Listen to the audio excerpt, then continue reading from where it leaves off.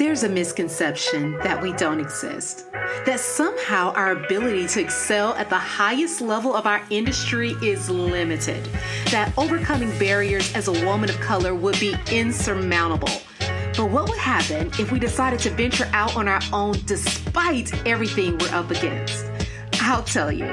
Welcome to the Black Girls Consult 2 podcast. I'm your host, Dr. Angelina Davis, a healthcare consultant, consulting coach, high performance fanatic, wife, and proud girl mom.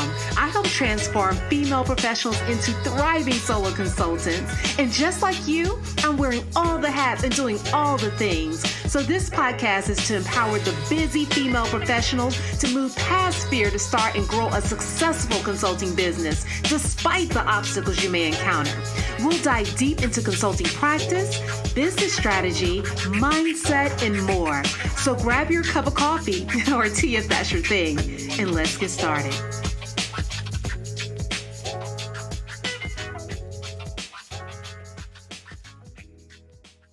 Hello. Welcome to the Black Girls Consult 2 podcast. I'm your host, Dr. Angelina, and guess what? It is the 100th episode of the Black Girls Consult 2 podcast. I cannot believe that we are here. It has been a journey, but a wonderful one. And what I decided to do to celebrate this moment is to have a little fireside chat with some of the podcast listeners. And it was a wonderful opportunity for us to dive into some of the things that are on the horizon for this upcoming year in 2024 and think about how we can look at the trends that are currently happening and what's going on in our respective industries and applying that to our strategy as we move forward. So I want to take you into that conversation that we had. I want you to tune in. I'm hoping that you can walk away with some of the wonderful insights that we all took away from that evening. So without further ado, let's get started. I want to start this by asking you, what have you heard on the streets, behind the scenes about consulting in general? What have you been experiencing? Has anyone found themselves with business slowing down, or have you heard of any changes happening recently, good or bad? So I feel like this year took a weird turn where there was some downturn depending on the type of consulting you did. But I still feel like it's a good time because as far as corporate, there's this heavy influx of people still searching for jobs. I feel like corporations still find it more cost effective in certain scenarios to hire a consultant. So I think it's still a great time. I think it's just positioning. Definitely that, for sure. When you see how the industry has shifted, it really has gone from a really big high to, like you said, somewhat of not necessarily a low, but some changes have happened more recently that may have some people feeling a little bit maybe unsure as to what lies ahead. I think we all get nervous when we're watching the news here lately, right? And so the question I wanted to answer tonight is, where is the consulting industry headed? That's our biggest question. Where are we going? Where are we projected to end up? And I think that you hit the nail on the head when it came to how you were making your assessment. Because if we take a look at what has happened over the last few years, last 5 years, we've been on a roller coaster ride within the industry. So back in 2019, the consulting industry was doing well. I would say we're going to just use that as our baseline. That was before the pandemic, and things were moving along. I believe at that time, the industry was worth, I think they said something like $320 billion. So we definitely were in an industry that was growing and that's thriving. And then we got to the pandemic. Now, during the pandemic, unlike many other sectors and in many other industries, consulting took off. So you saw a huge increase in business during that time because people needed help. There was a lot of uncertainty as to how we're going to navigate through the pandemic, how businesses were going to stay open, how they were going to make it day to day. that led to a boom really in the consulting industry. So much so that a lot of your major consulting firms didn't have enough help. And so they had to turn away a lot of work, which also led to a lot of smaller firms, solo consultants, et cetera, being able to pick up a lot of that extra business because number one, we all went online. So it became more accessible. But then two, there were a lot of clients that could not be served by these major firms. And the business trickled over. We just shot out the roof in terms of opportunity. Not long after that, roughly about between 2021 and 2022, we began to hear some grumblings of possible layoffs or downsizing within the tech sector, as well as with a number of the big fours. They were beginning to scale back because, like I said, in the tech world especially, they ran into a lot of difficulties. You saw a lot of those jobs being offloaded. Now, one thing I want to clarify is that this wasn't a scenario where they were laying off because business was bad. I want you to think about this whole time period as just a period of overhiring and not necessarily taking into account the fact that the amount of overhead that everyone took on during the pandemic because times were so good, that rapidly changed as we began to come out of the pandemic and things began to settle. So here we are with this big question mark, right? What's next? We're doing well. Things have gone up from that point in time, but where are we going? Are we going to begin to take another dip, or are we going to grow from here? So that's really the question right now that we have to answer. And I wanted to start by talking about some different areas where consulting is beginning to take off and to boom. So one is with remote consulting. I mentioned this a moment ago about a lot of the jobs, of course, moving online in a number of different industries. So that's opened the door for a lot more remote work, hybrid work, and that has been beneficial because it has allowed businesses to save a lot of money. Now, on the consulting side, it's been helpful because number one, it's a cost reduction. You don't have to travel and fly and be on site in person all the time like we used to. So it's going to cut that cost. You have global access. So now you can land business in the UK and other places and not just in the US or not just within your state or down the street. There's greater flexibility in doing that. But I also want you to think about this whole concept of the future of work. If you look at a lot of the larger firms and a lot of the strategic plans for a number of larger corporations right now, there's a lot of discussion at the leadership level about what the future of work is going to look like. And as we're thinking about the offers that we're going to put out in this upcoming year or the services that we're going to provide, we want to also be able to speak to that. That's one opportunity, right? When you're talking about positioning, can we position ourselves to play a role in what the future of work will look like? Creating strategy and systems and plans to help others in our industry navigate that challenge, because that's going to be a major challenge. We're just starting in terms of our capabilities to work remotely and to maintain our larger work environment in the online space. So this is one key area that I think we know about. We've seen that it exists, but I don't think people really tap into as much of the opportunity there and what can be accomplished with adding in some elements of remote consulting into your offer suite.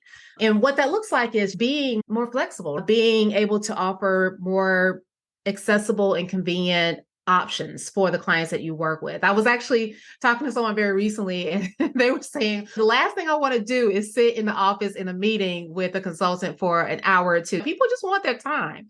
So being able to create and structure your work with your clients in a way that gives them more flexibility and more freedom, but still has that intimate feel is something that I think that we all want to begin to lean into. Any thoughts about that or ideas as to how you may want to incorporate that? Or does that seem like something that may be feasible for you as you move ahead? I love that because I started remote.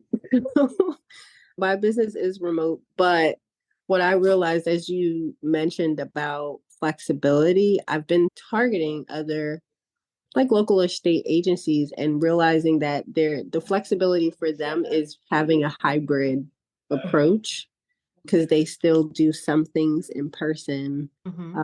and do offer virtual things, but more so for accessibility. So those are things that I'm thinking as I try to build out a program. Yeah, and that's the key is really thinking about what flexibility means for you and your industry. That's going to be different for all of us, right? Depending upon where we're practicing. As a consultant, I practice in healthcare consulting. And that level of flexibility, oh yes, you have to be on site for a certain period of time, a number of meetings, but then there is also the opportunity to do things offsite that give a more intimate feel, like you're still in that conference room or still in that boardroom or still meeting one-on-one. I think that we can get as creative as we want to when it comes to this whole element of adding that flexibility. And when you're thinking about being competitive in general in your market, they look at what other people are doing. So if others are solely online and they're not going in, creating that hybrid mix, like you mentioned, is going to be the thing that stands out. In other instances, maybe it's someone who doesn't like to be online. In the consulting world, you'll find that a lot of consultants, I would say more traditional consultants, they still believe, no, we need to have a meeting in person. And in-person meetings are very important, but if you're the one that can do in-person meetings and have this flexibility in the online space, you are definitely going to have your share of clients to work with because people are attracted to those things that save them time, save them money, and make things a lot easier. That's one area that I think that we can really lean into that's very different from where we have been in the past. Another one that I wanted to share is industry specialization. So when we think about consulting, we often think about the general consultant. And this is where you see someone who's offering a lot of consulting services. There's a laundry list of services there, right? I can help you with your taxes, your training. I can do workshops. They can do everything. And I always caution a lot of clients about this because when you get into general projects, you're going to be competing against the big guys, right? The larger firms, larger organizations, the larger companies that are out there because that's typically what they do, more general, higher level work. And so where we often find our value, especially as solo consultants or smaller firms, are in niched engagements. And that's going to be true, not just because we're smaller, but also because you have a lot more small businesses that are actually entering into the space as of now. In the pandemic, when I talked about how there was this spillover of work, there was also the entry of a lot of smaller businesses into the consulting space that previously could not afford someone like a Deloitte or McKinsey and PwC. They couldn't afford that level of service for their small business. But guess what? They can afford and pay nicely a solo consultant or a small firm. And what they typically need is very niche. And that's where having a really deep subject matter expertise comes in really handy. So instead of being able to show up and try to be the generalist, it's going to be more beneficial to be very niche in that space. And when I say niche, you can get as specific as you want as long as it's something that is in demand, right? And I think that's the hardest part is figuring out what in your industry is in demand in the moment. But if you have that knowledge and you're able to focus on this one thing that needs to be done at such a deep level, it's going to resonate and it's going to sell. Another thing that a lot of organizations are looking for right now is for you to also be operationally involved with internal teams. So this is a major difference from before. So often when you have a larger consulting group come in, you're talking about a lot of boardroom meetings, a lot of deep dives, a lot of higher level work, like I was mentioning before. You're not talking about people who are actually going out and working with the individuals that are doing the work day to day. Let's say for me in healthcare, I can speak to, you're not talking about someone who's on the floor actually working with your physician or your nursing staff. If you're in education, you're not talking about someone who's going in the classroom and observing teachers that are actually working in their space or professors that are giving their lecture. If you are in IT, you're not talking about someone who's able to go in and evaluate what's happening in terms of the way that they are parsing out different projects that are being done and how those are actually being developed, et cetera. So the more we can get involved on that operational level, that is going to be a benefit. And that is something that's very different than what was happening before. Is this something that you all were thinking about, or you weren't necessarily even thinking on this level? I think I was thinking on this level because in my area, I wanted to work more with not just the principals or the district level people, but the teachers, because they're the ones that are actually working with the students. So if they're working with the students, they need to know how to actually analyze that data to identify where their weaknesses are, conduct those root cause analysis, and then make that instruction specific and intentional to support the needs of the students. So I think I was getting down to wanting to be really working with the people that are doing the work. And that's extremely valuable because I can tell you that has not traditionally been the norm. Most often people will go in and they may do a larger workshop training. So you may work one-on-one, for instance, let's say in the workshop setting. But we all know how people show up in a workshop or in a seminar or in a training is very different from how they show up day to day. When they are working. Being able to step into that role where you're able to make an impact on that everyday workflow is going to be something that is extremely helpful. Even when it comes to managing, for instance, if you're in project management or someone else tell me their industry or their space so I can give a better example.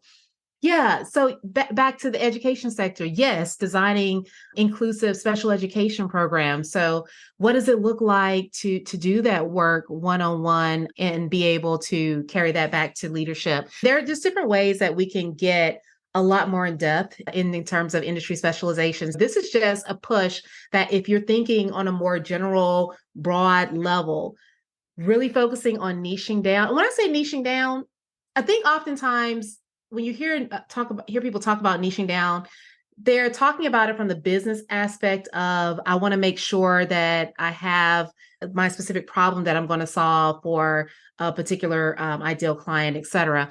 That's still true, but I want you to take it even further and think about when you're thinking about that problem, how specific can you get in terms of solving that problem? If you are in education, if there's a particular method or a particular training style that you found to be most effective, focusing in on that and that alone can actually be highly beneficial for you, especially if you can go into significant depth there.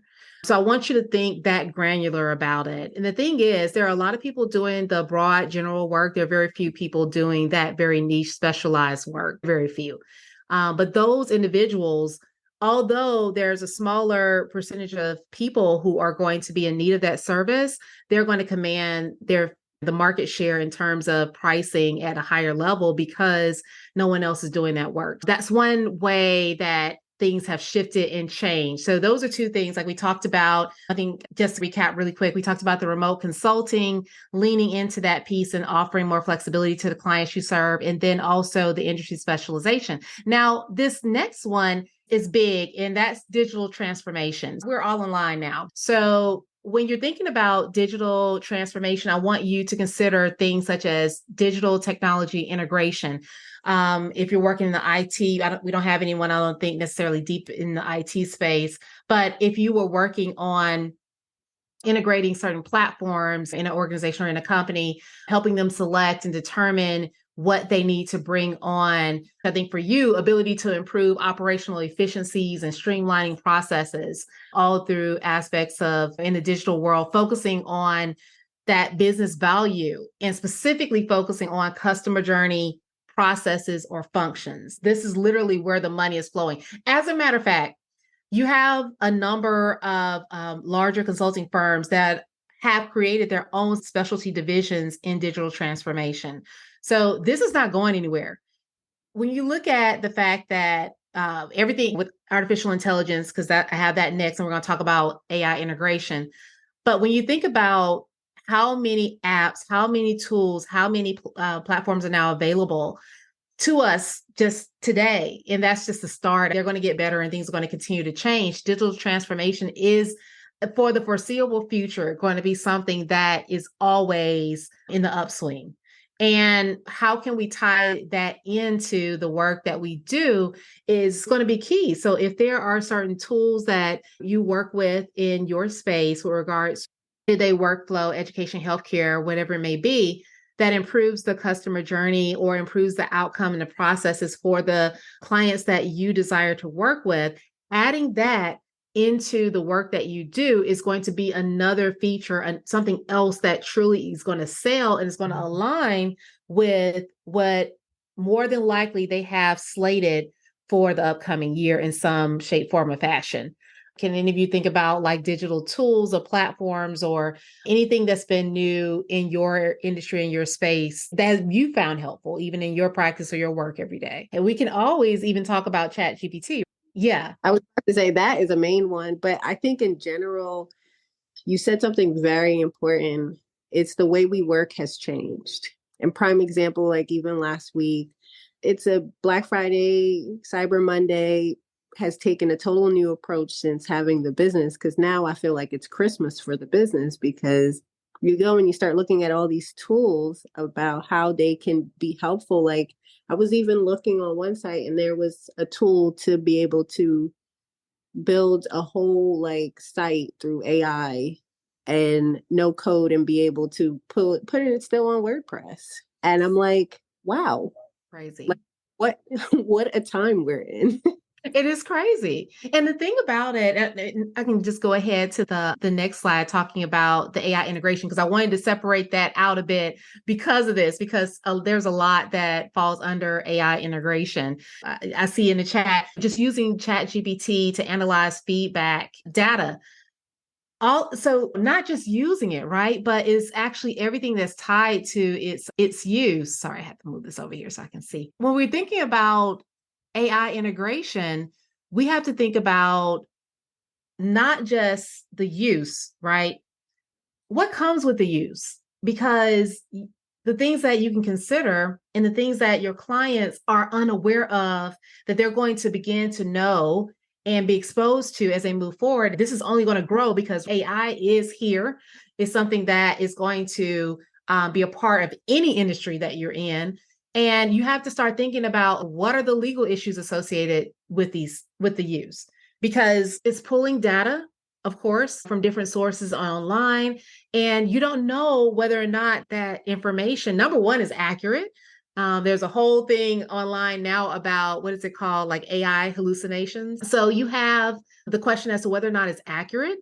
And then also being able to build your own tool. I do that right now, and you may too within ChatGPT, like creating your own avatar in ChatGPT and being able to do searches and queries based upon the information that you're feeding it, as well as what it's pulling out.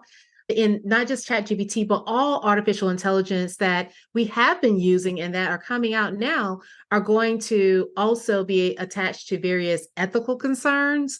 And also think about it like this. Even if you are using AI technology, most people think, oh, it's going to be a cost saver because it's going to get rid of workers.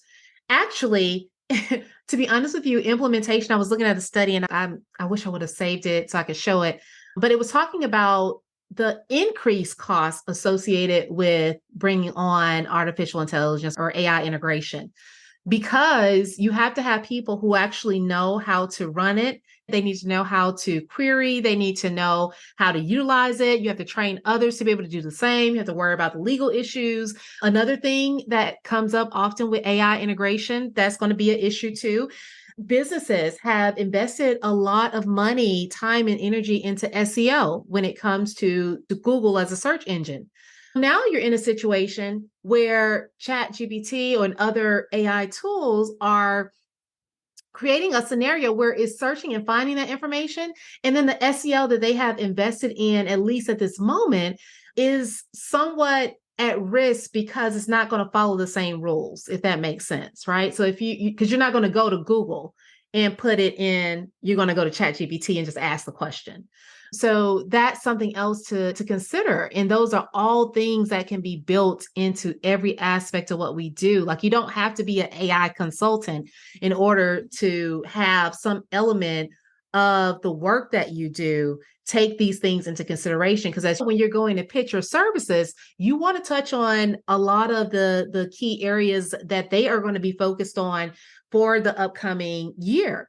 And if you're able to talk about some aspect of how you can help them with digital transformation or how you can utilize some aspect of AI integration to simplify the process within education or within whatever service that you're offering, that's going to sell, right?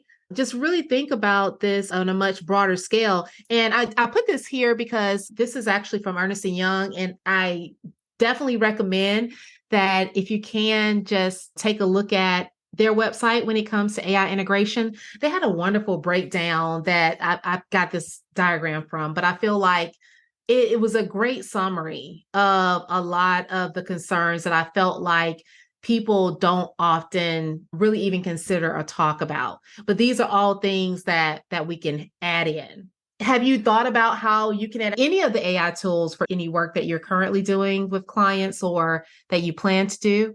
I think for me, I'm always looking at them because it's the mission or vision behind what I do is really revolved around working smarter, not harder. So we're always looking for tools that will help to really make the day-to-day operations smoother. It could be something with Google Workspace that is helpful to a company, or just even like you were talking about earlier about the customer journey, like looking at different tools. Now, some of these schedulers have AI inside of them that's able to assist and smooth that booking process. So I think I'm constantly looking at it, sometimes probably too much.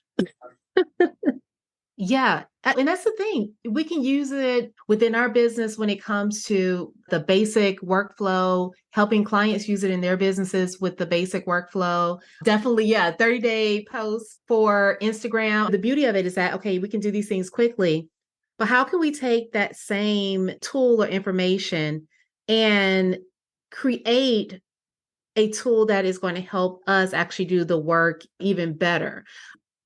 And be able to sell that to a client where it makes sense to make that investment. Because another thing that people don't often think about is the feasibility that goes into implementation. And so we can suggest bringing something on board, but if it's extremely costly, of course, that's not going to be ideal for them, especially if they're invested in your services too. So the more we can actually provide and utilize for them through the work that we do will make a huge difference. And I think that tapping into a lot of that can be extremely helpful. Like I said, not just in use, but it can just be in your consultation. So maybe part of your consultation is around some of the legal issues associated with use, or maybe it has to do with some of the ethical standards that need to be in the classroom with regards to use. Just really thinking about all of those various elements on a different level. But definitely AI integration is a big one. And then I would say really the last one that I wanted to touch on, and this goes to the education piece. I say the best for last, right? So under education, I put anything with regards to learning, so to speak, under the education tab, because there were a number of different things and they somewhat fit together, but a little bit don't. So the first is internal upskilling. This right here is really big because what's happening right now is you have, of course, with quiet quitting and a lot of people leaving their jobs and moving into entrepreneurship or whatever it may be, people not deciding to pursue many of the traditional, I would say, corporate climbing the ladder routes. It's led to the need to make sure that you're able to take people who are already working in your business or your organization and upskill them so they can be able to perform other duties. If we are able to offer various training that is not just continuing education, but is truly upskilling staff to work at a higher level or in a different capacity, that is something that is very, very much in demand right now in some industries more than others. So that's definitely one component. I give the example of like in healthcare, for instance. I can tell you that within healthcare, let's say in microbiology in the lab, that is a dying field almost. So you have a scenario where a lot of people are looking for help within hospitals. All the staff is retiring and nobody's there to fill in that gap. The only choice is to upskill. And you find that in so many different industries. So that's one component that we can always focus on when it comes to training and education, especially in the B2B space. Another is bolstering enrollment, especially in universities and private education. So, with the economy, with the pandemic, and just all of the things that are happening around us, they have taken a nosedive in terms of enrollment. If you work in a university or college setting, then I'm sure you've been part of those conversations. I have a dear friend of mine who is a dean, and she was just telling me about just all of their struggles in terms of trying to get the enrollment up. So this is something that is huge in finding ways to bolster that enrollment, thinking about new innovative ways to provide the education so you have more people enrolled and so that's more flexible. Those are all ways that you can provide additional services, especially under the education umbrella. And that's also true for private education, private schools as well. So just thinking about that piece. The next is bolstering college acceptance. It has become super hard to get in college, right? It's always been hard, but now it's definitely at a new level. And what you're finding is that there is more and more investment in trying to navigate that role. You have universities that are no longer requiring testing. You have others that, I'm living in Georgia, and just our state school, like at UGA, I can't remember the percent, but there's a majority or a large majority are coming out of high school with 4.0 GPAs. And as we know, there's a lot that goes into all of those changes. And yeah, definitely. It's getting crazy. I'm looking in the chat about how that's not news. I want to hear what the son about to be a senior. Exactly. And that's why that the need for consultants working in that space to help families, especially because I always talk about in the B2B business to business consulting space, but also in the business consumer space. I wanted to tap on that as well. This aspect of helping students get into college, helping athletes get recruited. There's just so much competition. It is very difficult to navigate those waters, and people are paying extremely well to get that type of work done. Look, I've been guilty of doing some of it, definitely with the sports piece. So those are just things that most people don't think of and somewhat overlook, but that is huge and it's hard. And people have consultants, they have people working on their behalf to help them navigate that space. And then the last is immersive learning. This can be true for any area, but definitely within healthcare, there is more of a push to, instead of training staff by working with patients, to first train them in an artificial environment. It makes sense, right? You don't want the first time someone is managing a code to be on a real person. You rather it be in a setting where they can make mistakes. And so for a lot of industries, and especially in healthcare on different levels, immersive learning is becoming extremely big. So being able to create those types of environments, strategically plan that education, that training is huge. Even if it's not immersive in terms of just creating or recreating the environment of the set physically, they are also getting into like virtual reality. Just know that all of these things are areas that are trending right now and that people are pouring a lot of money and resources into, because a lot of the work that has been done in the past has led to errors, have led to mistakes, have led to negative outcomes, and they're trying to avoid a lot of that from happening. When we're thinking about these main areas that are trending, for the most part, if you are locked in to focus on remote consulting, being very specialized in your space, focusing on digital transformation, that can mean a lot of different things. everything from productivity to efficiency, customer journey, et cetera. And then knowing how to best utilize AI integration to your advantage and thinking about a lot of the opportunities around education just in general, those elements added to your service suite. It doesn't mean that this has to be a separate service, but building it into the work that you do in some capacity is going to help you stand out, and it's going to help your services to be more marketable. Because, like I said, this is literally where a lot of the money flow is going. That's a little bit different. Yes, everything else is still doing well and it's still the same. But if you're able to walk in and with your offer and be able to touch on any of these things, it's going to help you elevate yourself and your business in terms of that conversation as to who they want to work with next. Before we wrap up, does anyone have questions, want to brainstorm how you can incorporate any of this into what you're doing now or what you want to do as you move forward? Since you opened up the floor.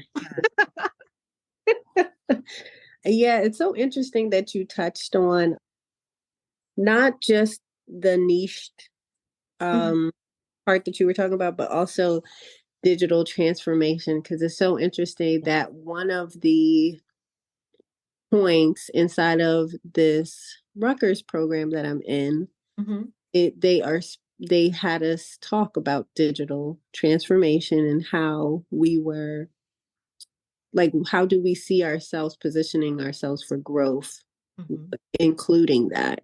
So I just wanted to say that hit home. So yeah, so when I think about my business, I'm that one who needs to work on the niching. And I struggle with it a bit because, and you might have heard me talk about this before, but it's not, I don't always want to be tool based. I want to be concept based, because the tools can always change, but understanding the concept is more of the point that I like to get home, because it's not about the tool. Exactly. It's not about the tool at all. And I think that a way of looking at that is determining whether or not you want to focus on, let's say, for instance, customer journey, or if you want to focus on some aspect of the overall workflow or processes, and creating your framework for how to best accomplish a particular goal. So then you have more of a decision tree approach to the work that you're doing, right? And I'm thinking as you move along, you become more of a productized service. You're then, instead of focusing on the tool, you have a number of tools that they can use, and what your value is helping them determine how do they do that most effectively for their organization based upon the type of workers or staff they may have, how much they have in terms of their finances or their budget. All of those things will help you provide a better solution for them. Is there anything in particular that you can think of that stands out to you as a need that most people have when it comes to either operational efficiency or processes or any of that? There are a few areas, but one in particular is there's always overwhelm with their day-to-day operations. It does stem from the customer journey, because it's, do they have a easeful way for people to find them, to book with them, to flow through that process? And most of the time it's pieced together. That's a part of the problem. Right. Yeah. If you're determining, for instance, how much business they're losing because these processes are inefficient.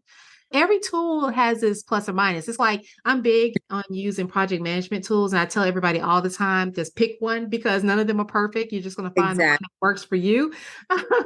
But most people don't know how to do that. And what happens is that people buy something, they use it for a period of time, they say it doesn't work, and they throw it out and they go to the next one. And they're constantly on this cycle because, number one, they never really learn how to use the tool and maximize it, and they didn't use it long enough. And that happens both at the consumer level and at even a large corporate level. How many times have you been part of an organization where every 6 months or so, they got something that's popping up, and now you have to use this, and we cancel this contract, and now we're doing this. It's a constant cycle and it's constant change because it's inefficiently managed. And I think being able to not just provide the strategy, but also on the back end, maybe having something built into your packaging and your services where you have that level of follow-up so that when they run into problems, they have help. Because that's where people fall off. Most often they come in, they get the advice, they have a consultant that lays everything out, gets them started. But then once that engagement ends, then they have absolutely no, they don't know what to do. And that start spinning their wheels again. People start complaining and then they move on to the next thing. And it's like this constant cycle. Versus if they had someone there who came in periodically, like Starbucks.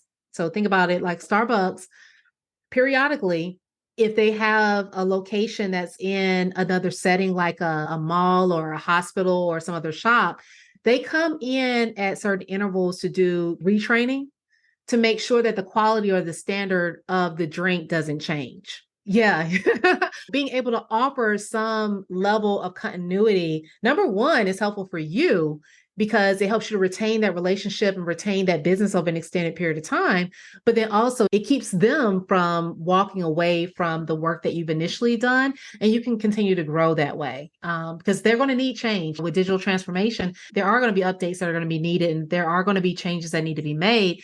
And guess who's going to be there to do it? It's going to be you, right? Yeah. So I do think that being able to find whatever that gap is and niching down into it and leaning into it hard, and then focusing on how you can improve the efficiency so that they feel it, it's going to be the win there instead of tying yourself to a tool. That's only going to be limited because the next tool is going to come out. So you make me feel like I'm not so crazy. So I appreciate Not at all. And I see in the chat, let's see, my services focus on the internal upskilling. I coach school leaders, grade level teams, and special education teachers to first shift their mindsets around inclusion and then how to design instructional practices and school-wide systems to support inclusion.